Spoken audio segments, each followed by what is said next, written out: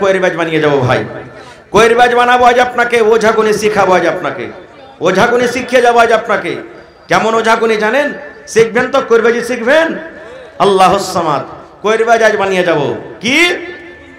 ওরে সুবহানাল্লাহ, সূরাতুল ফাতিহা একটা যেমনই সূরা। চোখ উঠে গেছে, চোখ উঠা বোঝেন মানে চোখটা লাল হয়ে গেছে, পানি ঝরছে।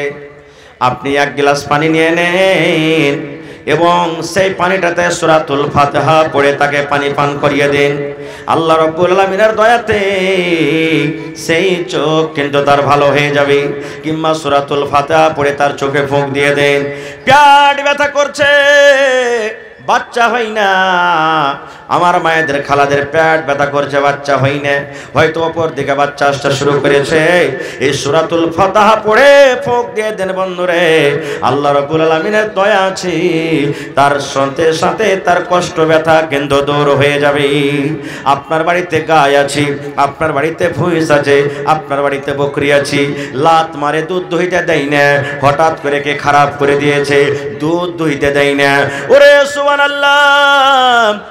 এক গ্লাস পানি নিয়ে এলেন, এক লোটা পানি নিয়ে এলেন, আর এই সূরাতুল ফাতিহাটাকে আপনি পড়ে পড়ে পড়ে পড়ে পড়ে এবারে পানিটা চোখে মুখে ছিটিয়ে দেন, ওই সামারটাকে গায়ের সুন্দর করে ভিজিয়ে দেন, আর তারপরে আপনি দুধ দহন করেন। যে টোটকা লেগেছে আল্লাহ রাব্বুল আলামিনের কোরআনের দ্বারাতে সেই টোটকা কিন্তু দূর হয়ে যাবে, 20 পর্যন্ত দূর হবে।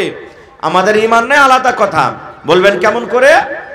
আল্লাহর নবীর কিছু সাহাবী সাফারে গেলেন, আসার টাইমে রাত হয়ে গেছে। একটা গ্রামে তখন বলছে, ভাই রাত হয়ে গেছে, রাতকে আমাদেরকে থাকতে দিবে না? কয়েকজন সাহাবী আছেন, থাকতে দিবে না? তো গ্রামের লোকেরা বলছে, না তোমাদেরকে থাকতে দেওয়া হবে না, তোমরা অপরিচিত মানুষ, তোমরা বাইরে তাম্বু টেঙ্গে থাকো গা। কেউ জায়গা দিলে না গ্রামের ভিতরে মুসলমানেরাকে থাকতে। এবার গ্রাম থেকে বাইরে তখন ওরা থাকলেন। আল্লাহর কি দেখেন দয়া, মাসলেহাত, যে গ্রামে থাকতে দিলে না ওই গ্রামের সর্দার কিংবা মোড়লকে একটা বিষাক্ত হয় বিচ্ছু কিংবা সাপে কামড়ে নিয়েছে। এখনকার মতন তো এলাজ ছিল না, যেমনি কাটলে সদর নিয়ে দৌড়া, এরকম ছিল না, কোথাও হসপিটাল পাবেন। এবার সাপে কামড়ে নিলে দৌড়া। এখন যদি সাপে কামড়ে নেয় দেখবেন সুমন্তর আন্তার মান্তার এগুলো কি পড়বে, আর কত রকম হাত চালাবে, কত রকম কি করবে, যেগুলো শরীয়ত বিরোধী কাজ, ভালো হয় না। জান বাঁচবে কি বাঁচবে না আল্লাহ জানে। তাহলে একটা লোক বলছে, আরে ওই মুসলমানের দলেরা যে যারাকে জায়গা দিল না থাকতে, ওরা গ্রাম থেকে বাহিরে আছে, দেখা তো ওর কাছে কোনো যদি এলাচ পানি থাকে। একজন দৌড়াতে দৌড়াতে যায়, তখন বলছে, রে মুসলমান ভাই, আমাদের গ্রামের যে রাজা, আমাদের গ্রামের যে মোড়ল, ওকে সাপে কামড়ে নিয়েছে, তো তোমরা কিছু জানো জাদু মন্তর? বলছে জানি। তো বলছে চলো তো ভাই একটু তোমরা ভালো করে দাও। বলছে যাবো, এলাজও করবো, কিন্তু ফ্রিতে যাব না। এলাজ করবো, ফ্রিতে যাব না। কি নিবে? বলে ছাগল লাগবে, মজুরিতে ছাগল লাগবে, টাকা লাগবে। কতটি ছাগল নিবে? বলছে 30টা ছাগল লাগবে। কত ছাগল? 30টা ছাগল। আমাদের পেশেন্ট যখন এমার্জেন্সি হয়ে যায়, ডাক্তার বলছে 50,000 খরচা হবে, আমরা কি বলছি? যত টাকা খরচা হবে হোক, কিন্তু পেশেন্টকে বাঁচাও, বলি না? তো বলছে ঠিক আছে 30টা ছাগল দেবো, কিন্তু আমাদের তুমি মোড়লকে বাঁচিয়ে লাও। এবার চলে গেলেন একজন সাহাবী। এবার ফুঁক দিতে শুরু করলেন, ফুঁক দিতে আছেন, আয়াত পড়তে আছেন, সূরা পড়তে আছেন, ফুঁক দিতে আছেন, ফুঁক দিতে আছেন, ফুঁক দিতে দিতে দিতে দিতে সুবহানাল্লাহ, তার সমস্ত ভিতরকার বিষ কিন্তু দূর হয়ে গেল, ভালো হয়ে গেল লোকটা। কথা মতন 30টা ছাগলও পেয়ে নিলে, ছাগল কাটাকে হাঁকিয়ে ওই দলে আরো যারা মানুষ আছে ওখানে চলে গেলেন। তিনি একজনা কই যারে একটা ছাগল গালকে জবাই কর খাই, তার আর একটা কই যে না খবরদার লয়, ছাগল তো নিয়ে নিয়েছি, কিন্তু কইরবেজি করে ছাগল নেওয়া যায় যাচ্ছে কি যায় না। নবী সাহেবকে যতক্ষণ জিজ্ঞাসা না করবো ততক্ষণ ছাগল খাওয়া চলবে না, খুব, কারণ ছাগল নিয়েছি, আমাদের জন্য হালাল আছে কি হারাম আমরা কেমন করে জানি? যতক্ষণ ফতোয়া জিজ্ঞাসা না করবো ততক্ষণ চলবে না। খুব ইয়ে জমানার মতন তাহলে যারা মোবাইলে ফোন লাগাতে তাড়াতাড়ি কেনা মৌলানাকে আমাদের সাহেব রাখে, তখন কোথায় মোবাইল পাবেন? 30টা ছাগলকে হাঁকিয়ে মদিনে চলে এলেন। এবার দয়ার নবীর কাছে চলে গেলেন, সমস্ত ঘটনা নবীর সামনে রেখে দিলেন। আল্লাহর নবী গো, ঝাঁ বার ফোঁক করে একটা লোক ভালো হয়েছে, আল্লাহর দয়াতে ভালো হয়েছে, আর তার মজুরিতে আমরা 30টা ছাগল পেয়েছি গো দয়ার নবী। এই ছাগলগুলো আমাদের জন্য জায়েজ আছে কি না জায়েজ আছে? এখন পর্যন্ত আমরা একটাও ছাগল কিন্তু জবাই করে খাইনি। এবার নবী বলছেন, বাবারে কি কয়ে তোমরা ফোঁক দিয়েছিলে, কি কয়ে তোমরা ঝড় ফোঁক করেছিলে, কি মন্ত্র পড়ে তোমরা ফোঁক দিয়েছিলে, কোন দোয়া পড়ে তোমরা ফোঁক দিয়েছো? এবার সাহাবী বলছেন, ইয়া রাসূলুল্লাহ, আমরা আল্লাহ রাব্বুল আলামিন কোরআনের পাক পবিত্র সূরা সূরাতুল ফাতিহা পড়ে আমরা ফোঁক দিয়েছি। সূরাতুল ফাতিহা পড়ে যায় ফোঁক দিয়ে যায়, সূরাতুল ফাতিহা পড়ে যায় ফোঁক দিয়ে যায়, সূরাতুল ফাতিহা পড়ে যায় ফোঁক দিয়ে যায়। এই সূরা পড়ে পড়ে পড়ে পড়ে পড়ে আমরা ফোঁক দিয়েছি। নারে তাকবীর। তখন নবীজি বললেন, হ্যাঁ তোমাদের জন্য জায়েজ আছে, তোমরা খাইতে পারো এখন, কারণ তোমরা অন্য শরীয়ত বিরোধী মন্ত্র পড়ে ফোঁক দাওনি। যখন আমাদের মায়েরা খালারা কাহাকে যদি জিনে ধরলাই, কাহাকে যদি ভূতে ধরলাই, দেখবেন ওর একটা আসন বানাবে, দেখেছেন কোনোদিন আপনারা? আসন বানাবে, কেউ থাকলে মা রাগ করিয়েন না, শরীয়তে কথা বলছি। আসন বানাবে, পান থইবে, সুপারি থইবে, তারপরে ওই সেন্দুর না কি বলে, সেন্দুর থইবে, মতিচুরের লাড়ু থইবে, পেড়া থইবে, আগরবাতি জ্বালবে, আর তাম্বা তুলসের এখানে হাতে নেবে, আর ওকে বলবে একটা ফুল লে তুই জোড় হাতে কর, আর ডাক তোর মশানকে। কেমন করে ডাকছিস তুই? ধরবো তোর মশানায়। বৈশা আছে মশান, আসে না আসে না আসে না, এবার নিজে ডাকতে শুরু করবে। তাম্বা তুলসির পূজার কইরা রাখিনু রে, হাই রে সোনার বান্দারে, কিবা খাইবা কিবারে নিবা বলো রে, হাই রে সোনার বান্দারে। পড়ে না ভাই? রে মুসলমান, ওই মাকে বলবো, খালাকে বলবো, রে মুসলমান, নামাজ যদি না পড়েন মরে যান, রোজা যদি না পড়েন যদি মওত হয়ে যায়, আল্লাহ হয়তো আপনাকে কোনোদিন জান্নাত দিতে পারে রে ভাই, কিন্তু এগুলা পড়তে পড়তে যদি মওত হয়ে যায়, তওবা করতে যদি না পান, তাহলে আল্লাহর জান্নাত পাওয়া যাবে না। নামাজ পড়াও জান্নাত পাওয়া যাবে না, তেলাওয়াত করেও জান্নাত পাওয়া যাবে না রে, হজ করেও জান্নাত পাওয়া যাবে না। এই সমস্ত হলো শিরকের কাজ, এই সমস্ত কাজ করে আল্লাহর জান্নাত পাওয়া যাবে না। আল্লাহ জান্নাত দিবে না এই সমস্ত জিনিস পড়ে। তাহলে কত বড় ভুল আর পাপ করছি আমরা। আর একটু আগে চলেন, কোরআন যদি আপনি জানেন, আপনার মোহরের কাজ করবে, মোহরের কাজ করবে। কেমন মোহর? আল্লাহ তাআলা কোরআনে বলছেন, হেরে দুনিয়ার মানুষ, তুমি যখন বিয়ে করবে যে বেটি ছেলেটাকে, ওর হক যেটা, ওকে মোহরটা দিয়ে দাও। তুমি ওর যেটা হক, বিয়ে করার টাইমে মোহর দাও, বিহার সমাজে তার মোহরটা দিয়ে দাও খুশি খুশি হয়ে। কিন্তু আমরা তো নিজের পকেট থেকে দিই না ভাই মোহর। বেশিরভাগই মানুষ বেটির বাপের কাছ থেকে 2 লাখ টাকা নিয়েছি, আর ওই 2 লাখ টাকার মধ্যে 5,000 10,000 টাকা মোহর আদায় করে দিচ্ছি। এটা এনে করছি বেশিরভাগ, না করি না ভাই? হানা বলেন, এটা করি কি করি না? চলবে না এটা মোহর। ওয়ার টাকা দেওয়া কি মোহর? এটা চলবে না। কেমন কথা, টাকা না থাকলে মোহর চলবে? তাহলে শোনেন সহিহ হাদিস। আল্লাহর নবী একদিন বসে আছেন সাল্লাল্লাহু আলাইহি সাল্লাম। আপনারা যেমন জালসা শুনছেন, সাহাবায়ে কেরামের মাজমা, সাহাবায়ে কেরামের দল বসে আছে নবীর পাঞ্জরে। আর একটা বেটি ছেলে সুন্দর হে, পর্দাশীল হে, কাপড় ধরে পিন্ধে ডাইরেক্ট সবটি মানুষের সামনে নবীকে এসে বলছেন যে, তো আহাবলা কানাফসি ইয়া রাসূলুল্লাহ। সেই বেটি ছেলে বলছেন, আল্লাহর নবী গো, আমার জান আপনাকে সঁপে দিলাম গো নবীজি, আপনি আমাকে বিবাহ করলেন, আপনাকে মোহর লাগবে না, আপনাকে টাকা লাগবে না। আল্লাহর নবী গো, আপনাকে আমি স্বামী বানাবো, আপনি আমাকে স্ত্রী বানিয়েলেন, আমার নিজের জান খানা আপনাকে সঁপে দিলাম। আল্লাহ রসুল, আমার জান আপনাকে সঁপে দিলাম, আপনি আমাকে বিয়ে করলেন। এখনো যদি কোনো মেয়ে লোক কোনো বেটা ছেলেকে যদি বলে, তার গার্জিয়ানকে যদি বলে যে ভাই রে, বা আব্বাজি, বা চাচাজি, বা অমুকজি, তোমার বেটা আমাকে পছন্দ আছে, তুমি যদি রাজি হও তো তোমার বেটার বিয়েটা আমার সাথে দিয়ে দাও, তাহলে বাড়ি থেকে পালিয়ে যেতে হবে না কিন্তু। হ্যাঁ, বাড়ি থেকে পালাইতে হবে না। পালিয়া বিয়ে কোর্ট ম্যারেজ করলে গার্জিয়ান রাজি নাই তো বিয়ে হবে না, সারা জীবন জেনা ব্যভিচার হবে, পালাইতে হবে না খুব। কিন্তু এখন যদি কোনো বেটির বাপ যদি জামাই ধরতে যায়, তাহলে কি আমরা বলবো যেটা আমাদের সমাজে হবে?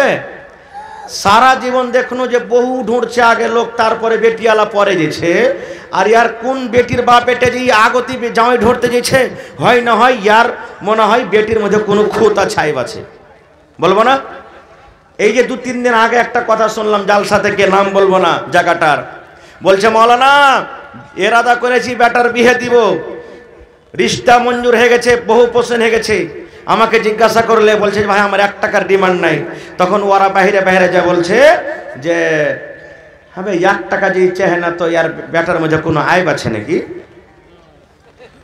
ইয়ার বেটা যে 1 টাকা চাইলে না, এর মধ্যে ইয়ার বেটার মধ্যে কোনো আইব আছে? আপ দেখেন এরকম তো জামানাতে মানুষ আছে, দুনিয়াতে মানুষ আছে। আর একটা কথা বলে দি, যে বিহা করবে সেই যাবে দেখতে, যে বিহা করবে সেই যাবে দেখতে। যদি এরকম হয়ে যায় যে ওর বেটার লাগা বহু দেখতে গেল আর বাপের এই পোষণ হয়ে গেল, বাপ যদি কয়ে যায় থাম তুই পরে বিহা করিস, আর একটা দেখে তোর লেগে বিহা দিয়ে দেবো, আমি এটাকে বিহা করলি, তো ওর তো হকটা মরে গেল। আর বাপ যদি বিহা করলে তোর গুনাহ হবে না? হবে। মানে ওর বেটার সাথে এখানে বিয়ে হয়নি, বেটার সাথে বিয়ে হইলে বহু হইতো, এখানে বহু হয়নি, ও দেখতে গেল, তো ওর তো হকটা মরে গেল। এই জন্য নিজে দেখতে যাবেন, একটা লাভ। আর কি লাভ হবে? আপনি দেখতে যাবেন, নিজে বিয়ে করবেন, আপনাকে ও দেখবে, আপনি ওকে দেখবেন, দুজনের আমনে সামনে দেখাশোনা হবে, পরে যাতে কোনো ঝোড় ঝামেলা না হয়। না হলে তখন বিয়ে হয়ে চলে এলো আর আইসার করে তখন আপনি কহবেন হ্যাঁ ই কালো আমার সাহান্নি চামান্নিকে আমি বিয়ে সাথে করবো না, আমি একে বিয়ে করবো না। বা আপনার স্ত্রীটাই বলবে ওয়ার মানে কি যে লাখে যেরকম হেলুয়া থাকে, হেলুয়ার ভিতরে লাখে ওরকম হেলুয়া সাঁধিয়ে আছে, আমি আর ভাত খেতে পারবো না, ইয়ার মুখ গুন্দাইছে, আমি থাকতে পারবো না ওর বাড়িতে, আমাকে পছন্দ হই না। দেখেন এই জামানাতে একটা বাপ নিজের বেটির বিয়ে দিচ্ছে, তখন মাথা থেকে চুল উড়ে গেছে বিয়ে দিতে দিতে, এত আমরা বিয়েটাকে ভারী করেছি। আর একবার যদি বেটিটা আবদার হয়ে যায়, তাহলে পরে আর একবার বিয়ে দিতে দিতে সুবহানাল্লাহ দুনিয়া থেকে সাপি হয়ে যাবে, এরকমও পাওয়া যাচ্ছে। এই জন্য যে বিয়ে করবে সেই দেখবে, ওর পছন্দ সবারই পছন্দ, ওই দেখবে। খায়ের যা হোক, তো আল্লাহর নবীকে মজলিসে এসে সেই মহিলাটা বলছেন আল্লাহ রাসূল আমার জান আপনাকে হাজির করে দিলাম, আপনি আমাকে বিবাহ করেলেন। এবার আল্লাহ রাসূল দেখলেন তাকে মাথার চাঁদি থেকে নেতাইলা পর্যন্ত দেখতে কেমন, দেখলেন, দেখা পরেই দেখেন আমার দিকে এনেকেরা মাথা নিচে করে নিলেন, নবীজি তুমি পছন্দ আছো কি না, তোমাকে বিবাহ করব কি করব না, কিচ্ছু বললেন না। খুব সাহাবায়ে কেরাম এক অপরকে দেখা দেখি করছেন, কি ব্যাপার রে? আল্লাহ রসুল তো দেখলেন, দেখা পর যে হ্যাঁ না, কিছু বললেন না যে তোমাকে বিয়ে করব কি করব না। কোনো উত্তর না পায় মহিলাটা এক সাইডে বসে গেলেন যে আল্লাহ রসুল যতক্ষণ আমাকে কোনো উত্তর না দিবেন আমি এখান থেকে যাব না। খুব কিছু সময় যখন কেটে গেল, ফাকামা রাজুলুম মিন আসহাবিহি, সাহাবীদের মধ্যে একজন সাহাবী দাঁড় হয়ে গেলেন, আল্লাহ রাসূলকে বললেন ইয়া রাসূলুল্লাহ, আল্লাহ নবী গো ওই মেয়ে ছেলেটা আপনাকে জান হাজির করে দিয়েছি, আপনার সাথে বিয়ে করতে চেয়েছি। আল্লাহ নবী গো যদি আপনার বিহার দরকার না থাকে গো দয়ার নবী, আপনার যদি বিহার প্রয়োজন না থাকে, আমার দরকার রয়েছে, দয়া করে ওর বিয়েটা আপনি আমার সাথে লাগিয়ে দেন। একজন সাহাবী বলছেন হুজুর ও বিয়ে করতে চেয়েছে, যদি আপনার দরকার না থাকে আমার দরকার আছে, আপনি ওর বিয়েটা হাসতে লাগিয়ে দেন। এই কথাটা যেমনই শোনা, এবার রাসূল বলছেন রে আমার সাহাবী, তুমি ওকে বিয়ে করতে চেয়েছো, তুমি বিয়ে করবে, তবে বলে বাবা রে হাল ইনদাকা মিন শাই, তোমার কাছে কোনো টাকা পয়সা আছে, তোমার কাছে কোনো চেন আছে, তোমার কাছে কোনো গহনা আছে, তোমার কাছে কোনো আংটি আছে, তোমার কাছে কোনো জমি জায়গা আছে, মোহর আদায় করতে পারবে বাবা রে, তোমাকে মোহর লাগবে, মোহর আদায় করার সমান কি তোমার কাছে কিছু আছে? এবার সে সাহাবী বলছেন ইয়া রাসূলুল্লাহ আমার বাড়িতে কিছু নাই, আমি একটা গরিব মানুষ, মোহর আদায় করার মতো আমার কাছে কিছু নাই। আল্লাহর নবী বললেন সাহাবী তুমি বাড়ি যাও, আর বাড়িতে যা দেখো উনজুর ওয়ালাউ খাতামান মিন হাদিদ, বাড়িতে তুমি যাও আর যা দেখো সোনার নয় রে চাঁদের নয়, যদি সামান্য একটা লোহার আংটি যদি পেয়ে যাও, ওই আংটি তুমি নিয়ে এসো, ওই লোহার আংটিকে মোহর করে ওই মেয়ে ছেলের সাথে তোমার কিন্তু আমরা বিয়ে লাগিয়ে দেব। যাও বাড়িতে দেখো একটা লোহার আংটি গেলা পাও কিনা। বাড়ি গেলেন, আমাদের মতন তো নয় যে 5 কিলো মাকে বেচে দেবো, চাল গেলা বেচবো, এই করবো ওই করবো দিয়ে হয়ে যাবে। জি না, দেখেন কত গরিব সাহাবী। বাড়ি গেলেন, খুব খোঁজাখুঁজি করলেন, কিন্তু একটা লোহার আংটিও পর্যন্ত পেলেন না। আল্লাহ রাসূল কাছে বলছেন, ইয়া রাসূলুল্লাহি ওয়ালা খাতামান মিন হাদিদ। আল্লাহর নবী গো, অনেকক্ষণ ধরে বাড়িতে খোঁজাখুঁজি করলাম গো নবীজি, কিন্তু আমি বাড়ি থেকে একটা লোহার আঙ্গুঠিও পর্যন্ত আনতে পারলাম না। নবী বললেন, সাহাবীরি, যতক্ষণ পর্যন্ত তুমি মোহর আদায় না করবে ততক্ষণ পর্যন্ত তোমার বিয়ে চলবে না। মোহর লাগবে, বিয়ে করতে গেলে মোহর লাগবে, তাহলে তোমার বিয়ে চলবে। কিচ্ছু না দিতে পারে তখন সেই সাহাবী বলছেন, ওয়ালাকিন হাজা ইজারি, নবী সাহেব আমার পরনে একটা লুঙ্গি আছে। নবীজি বললেন, লুঙ্গিতে কি হবে? বলছে 2 ভাগ করব, 1 ভাগ মোহর দিয়ে দেবো আর 1 ভাগ পিন্নে থাকবো। হবে জি ভাই, 1 ভাগ পিনতে হবে লুঙ্গি হবে। আর ওকে যদি 1 ভাগ দিয়ে দেয় তো ওর ওড়নি দোপাট্টা চাদর কিছু হবে? রাসূল বলছেন, না হবে না, এতে তোমার লুঙ্গি 2 ভাগ করে 1 ভাগ ওর শরীরও ঢাকা হবে না আর 1 ভাগ তোমারও পিন্দা হবে না, এই জন্য লুঙ্গি তো হবে না। আপ মোহর দিতে পারলেন না তো চুপচাপ বসে গেলেন। কিছুক্ষণ পর মজলিস থেকে হাঁটতে শুরু করেছে যে মোহর দিতে পারলাম না, আর তো বিয়ে হবে না, তো থেকে কে করবো, বাড়ি যাই। এবার হাঁটতে শুরু করেছি। কিছু দূর যখন চলে গেলেন, আল্লাহর নবী একজন সাহাবীকে বলছেন, লোকটাকে ডাকো রে, লোকটাকে ডাকো। এবার তাকে মজলিসে ডাকা হলো। আল্লাহ রাসূল বললেন, সাহাবীরি, আমি জানতে পারলাম তুমি গরিব মানুষ, সামান্য একটা লোহার যখন আঙ্গুঠি তুমি আদায় করতে পারলে না রে বাবা, আমি জানতে পারলাম তুমি গরিব মানুষ। তবে বাবা বলো তো, মাজা কামিনাল কোরআন, আল্লাহর কিতাব কোরআন থেকে তুমি কিছু জানো কিনা? মাজা কামিনাল কোরআন, আল্লাহর দেওয়া কোরআন থেকে তোমার ভিতরে কিছু আছে কিনা, মানে তোমার কিছু সূরা মুখস্থি আছে কিনা, তুমি কিছু আয়াত জানছো কিনা, তোমার সূরা মুখস্থি আছে কিনা?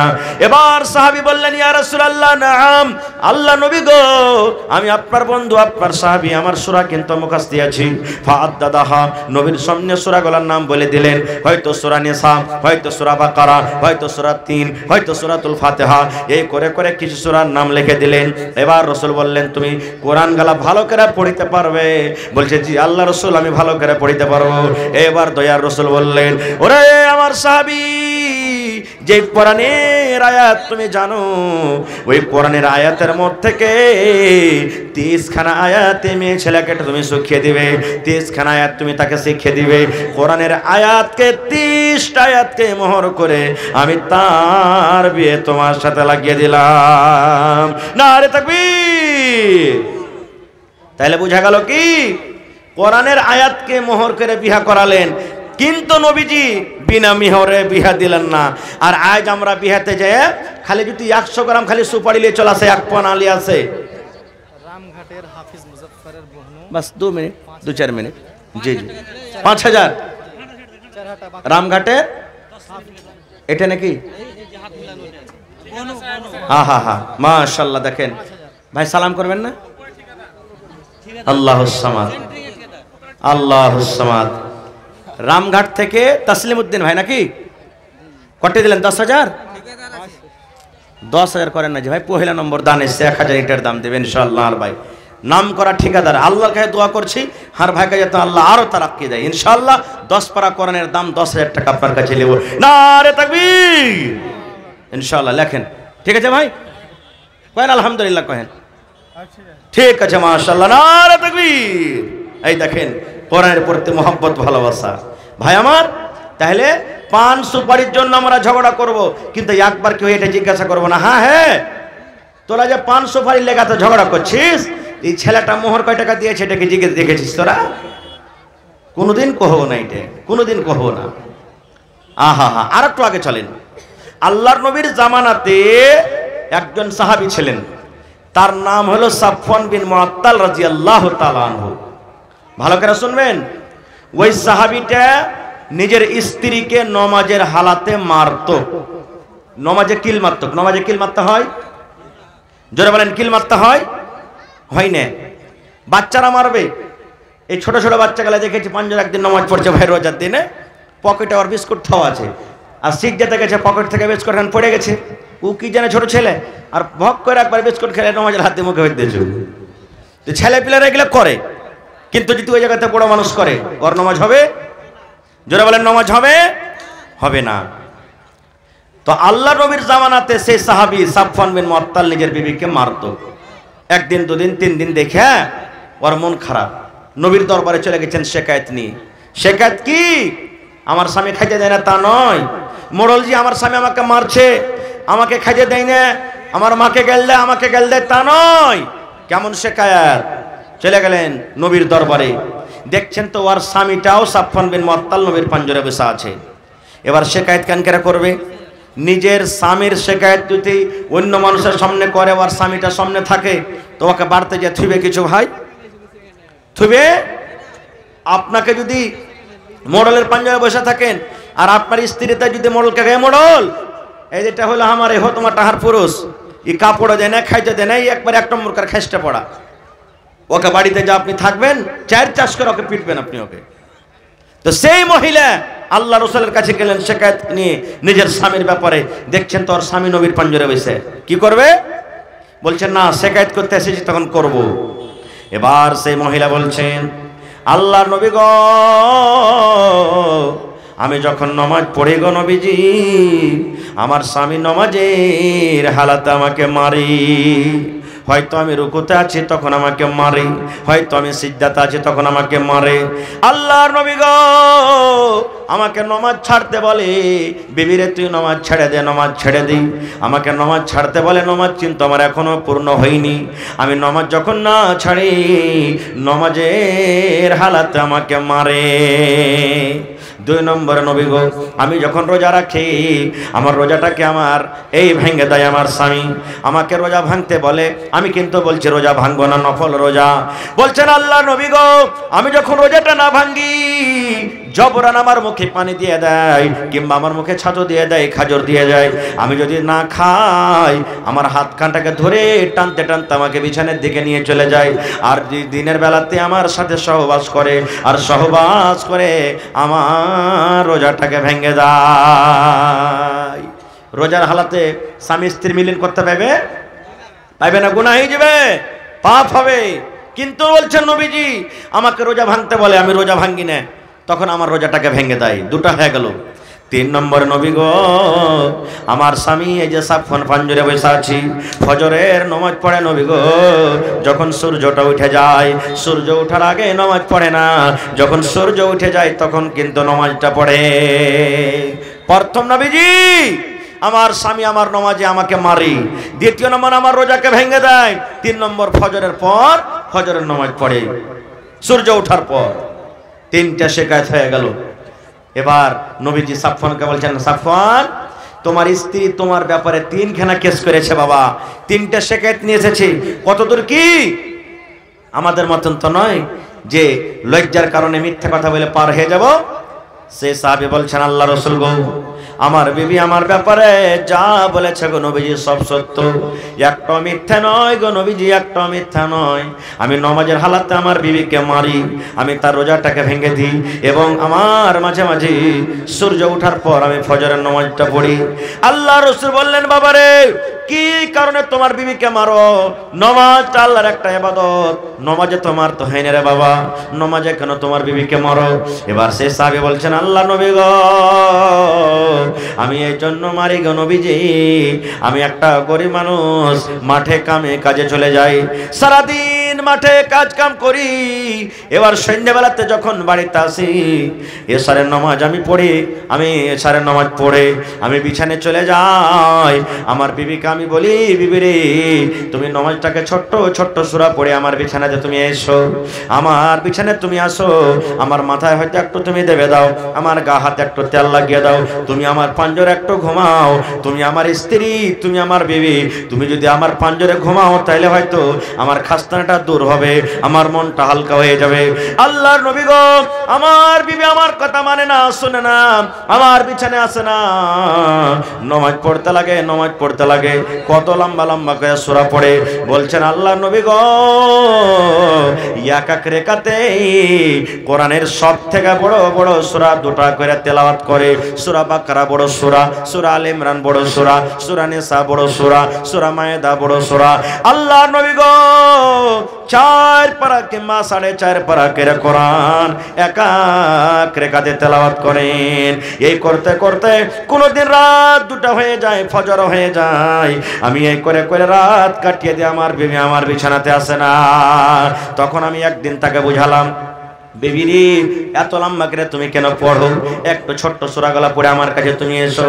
আমি একদিন বুঝালাম, 2 দিন বুঝালাম, 3 দিন বুঝালাম, কিন্তু আমার কথা মানে না, শুনে না। আমার কথা যখন না মানে নবী গো, তখন আমি সহ্য না করতে পেরে আমার বিবিকে আমি মারি আর বলি, বিবিরে তুমি নামাজ ছেড়ে দাও, নামাজ ছেড়ে দাও, তুমি তাড়াতাড়ি করে আমার বিছানে এসো। আমার কথা না মানে তখন আমি তাকে মারি। এ মায়েরা খালারা, এবার দয়ার নবী ফতোয়া দিয়ে দিলেন, ও মহিলার দলেরা তোমরা শোনো রে, ও আল্লাহর বান্দিরা তোমরা শোনো, তোমাদের স্বামীরা যখন বাড়িতে থাকবে, তোমার স্বামীরা যখন বাড়িতে থাকবে, তখন তোমরা যদি নামাজ পড়ো, লম্বা লম্বা করে সূরা তোমাদেরকে পড়িতে হবে না। কোরআনের ছোট ছোট সূরা পড়ে তোমরা নামাজ পড়ো। সূরা 3 পড়ো, সূরা জোহা পড়ো, সূরা তারিক পড়ো, সূরা নাবা পড়ো, করে করে কোরআনের যেগুলা ছোট ছোট সূরা, ওই সূরাগুলা পড়ে পড়ে তোমরা নামাজটাকে শেষ করো। আর নামাজ শেষ করার পর তোমরা নিজের স্বামীর বিছানাতে চলে যাও। কারণ নবী বলেছেন, মহিলারে তুমি নামাজ পড়ছো, তুমি কোরআন তেলাওয়াত করছো, তুমি হজ করছো, তুমি দান করছো, তোমার পুরুষ যদি তোমার পরে নারাজ থাকে, তাহলে আল্লাহর দরবারে তোমার নামাজ কিন্তু কবুল হবে না। যতক্ষণ তোমার পুরুষ তোমার পরে রাজি না হবে, ততক্ষণ তোমার আল্লাহ রাব্বুল আলামিন নামাজ কবুল করবেন না, অতদিন তোমার তেলাওয়াত হবে না, অতদিন তোমার কোনো আমল আল্লাহ কবুল করবে না। এই জন্য স্বামী তোমার পরে রেগে থাকলে স্বামীর হাত ধরে পারা তো হাত ধরে, পা ধরে পারা তো পা ধরে, যতক্ষণ মাফ না করবে ততক্ষণ পর্যন্ত আপনার ইবাদত হবে না। শুধু তা নয়, দেখবেন স্বামী স্ত্রীতে যদি একটু ঝগড়া হয়ে যায়, পালঙ্গে উদু একদিকে মুখ কাটকে শীত থাকবে, একদিকে মুখ কাটকে শীত থাকবে, কেউ কারোর সাথে চালা শপথ করবে না। ই মনে করবে বুঝেন আমার সাথে চালা করবে, ও মনে করবে মনে আমার সাথে চালা করবে, এই করে করে করে গোটা রাতটা কাটিয়ে দিবে। এ আমার ভাই বোনেরা, মায়েরা, খালারা, এরকম রাত করে যদি রাতটা কাটান তো কি অবস্থা হবে জানেন? আল্লাহ রাসূল বলেছেন, স্বামী স্ত্রীতে ঝগড়া হয়ে গেছে, স্বামী স্ত্রীতে তুতুমে হয়ে গেছে, স্বামী স্ত্রীতে কোনো কথা হয়ে গেছে, আল্লাহ রাসূল বলেছেন, মহিলারে তোমার স্বামীকে যদি তুমি রাগ করে গোসা করে তোমার স্বামীর তুমি কথা না শুনে যদি তুমি বিনা চালা শব্দে যদি রাতটা কাটিয়ে দাও, তোমার স্বামী যদি নারাজ হয়ে থাকে, ওই রাতে যদি তোমার মত হয়ে যায় রে মহিলা, তোমাকে আল্লাহর জাহান্নামে যেতে হবে। এবং আল্লাহর ফেরেশতারা সেই মহিলার পরে বদদুয়া করবেন। কি বদদুয়া?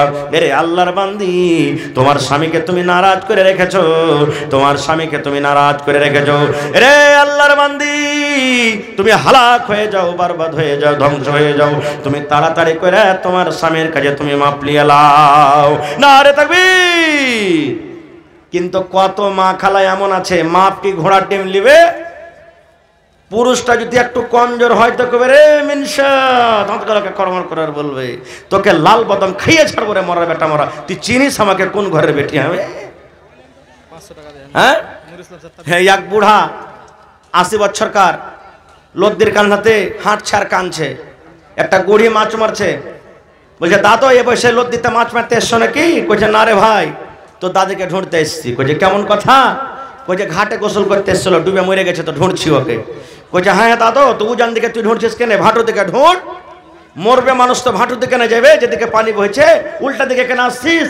করে বোকা তুই বুঝবি না, 80 বছর বয়স, 50 বছর হয়ে গেল, 60 বছর বিয়ে হ, কোনোদিন জীবনে সোজা কথা আমার মুখ দিয়ে পাইনি, যেটাই কহেছি ওটাই উল্টা করেছে, তাই মরার পর উল্টার দিকে না ভাসবে, ওই লেগে দিকে ঢুঁড়তে এসছে ওকে। এরকমও তো কোনো আছে। আল্লাহুস সামাদ। তা আমার বলার উদ্দেশ্য, সেই সাহাবী সুবহানাল্লাহ নিজের বিবিকে মারতেন, লম্বা তেলাওয়াত করার কারণে।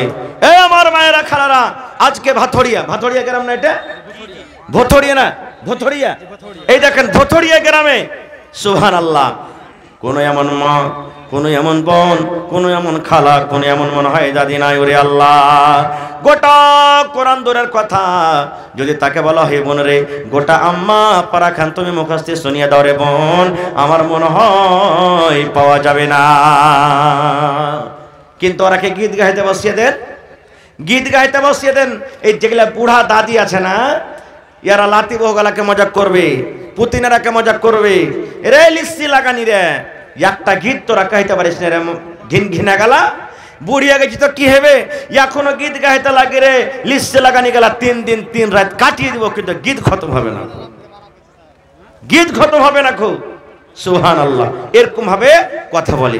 তাহলে বুঝতে পারলাম আল্লাহ নবীর জামানাতে মহিলাদের কত কোরআন মুখস্থ ছিল। ওরে সুবহানাল্লাহ, আজকে আমরা পুরুষ হয়েও দেখেন 2-3টা সূরা গাল আমাদের মুখস্থ নেই। আজকে আমরা 2-3টা সূরা গাল আমরা মুখস্থ করতে পারি না। খুব ভাই আমার, তবে এটা হলো আল্লাহ তাবারাক ওয়া তাআলার পাক পবিত্র কোরআন, যে কোরআন আল্লাহ তাবারাক ওয়া তাআলা আমাদেরকে দিয়েছেন, খুব বড় এটা নিয়ামত। এবার বলবেন মাওলানা কোরআন আইলো কখন? কখন কোরআন আল্লাহ তাআলা দিয়েছেন? বছরে কয়টা মাসে এক বছর হয় ভাই? কয় বছরে কয় মাসে এক বছর হয়? 12 মাসে। 12 মাসে একটা মাস আমরা রোজা রাখি, রাখি কি রাখি না? রোজা রাখেন না যে ভাই? রোজার মাসে একটা রাত আছে, ওই রাতটার নাম কি? শবে কদর। শবে কদর, ওই রাতটা 1000 মাস ইবাদত বন্দেগি করে জানে কি পাওয়া যায়।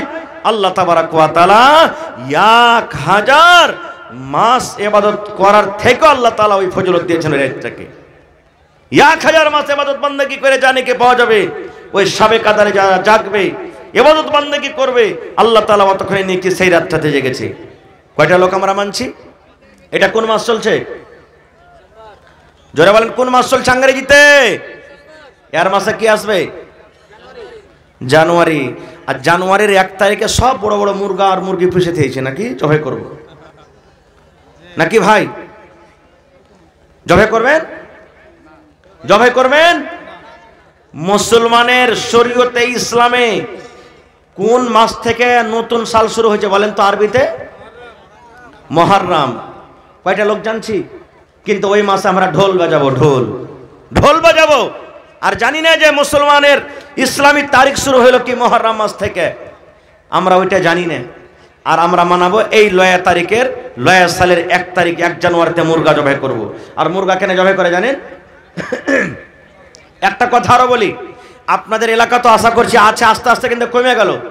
যেই দিন বাচ্চা মার পেট থেকে হয়, 5 দিন 3 দিন 7 দিনকার যখন হয়, সেই দিন বাচ্চাটার মাথা নাড়া করে গোসল পানি ঘর লেপন যখন করে মা খালার ঘে লেগে 4 রকম 5 রকম 6 রকম শাক সবজি দকে থালি ভরে ভাত খেতে দিবে। দেয় কেন দেয় জানেন? এই জন্য দেয় যে আজ যদি এই মা যদি ভালো করে 5-7 রকম তরকারি দিয়ে ভাত খেতে, ছেলেটা যতদিন বাঁচবে অতদিন দুধে ভাতে খেবে। শিরক এটা, পাপ। যে ভাইরা মুরগা জবাই করে খায় জানুয়ারি মাসে, এই নিয়তে খায় আল্লাহ আজ 1 সালের প্রথম মাসের 1ম তারিখ আজ মুরগা জবাই করে খাইনু আল্লাহ, যাতে সারা জীবন একটা একটা করে রোজ দিন মুরগা জবাই করে খাইতে পাই আমরা। এই নিয়তে আমরা খাই। ভাইরে, কোরআন আসা পর আল্লাহ তাবারাক ওয়া তাআলা সমস্ত বুরাইকে আমাদের মধ্যে থেকে দূর করে দিয়েছেন। তাহলে কোরআন আমাদেরকে শিখতে হবে না হবে না? জোরে বলেন, কোরআন শিখতে হবে না হবে না? 5টা বেটা আছে ভাই, একটা বেটাকে হাফিজ কোরআন করবেন, পরে ইনশাআল্লাহ। জোরে ইনশাআল্লাহ। মুসলমান আমার কথা নাই, আল্লাহ রাব্বুল আলামিনের নবী বলেছেন কিয়ামতের দিন হাফিজে কোরআনকে ডাকা হবে। 30 পারা কোরআন যার বুকে সিনাতে জমা হয়ে গেছে, ওই হাফিজে কোরআনকে আল্লাহ ডাকবেন আর বলবেন, হাফিজে কোরআন রে তুমি কোরআন পড়িতে যাও, কোরআন পড়িতে যাও, একটা একটা করে আয়াত পড়িতে যাও, আর একটা একটা একটা করে তুমি এক দরজা একটা সিঁড়ি করে উঁচাতে চলে যাও। লিফট দেখবেন আপনারা স্টেশনে এখন লাগা হয়ে গেছে, বড় বড় মাকানে লিফট লাগা হয়েছে।